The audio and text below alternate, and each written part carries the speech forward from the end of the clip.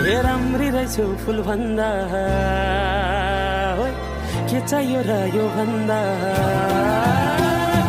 चाहिने जो जिन्दगानी। तिमीलाई जति माया त मैले आजसम्म आफैलाई पनि गर्न सकेको छैन माया, तर तिमीले कहिले बुझ्न नै छैनौ मेरो मायालाई। माया पो मागेको हो त मैले तिमीसँग, कुनै भिख त मागेको छैन नि। तिमीलाई माया गर्छु र पो तिम्रो हरेक कुराहरूलाई सहेर तिमीसँग नै बोलिरहेको छु, नत्र भिख मागेको जसरी कसैको माया माग्दै हिँड्ने म कुनै भिखारी त होइन नि।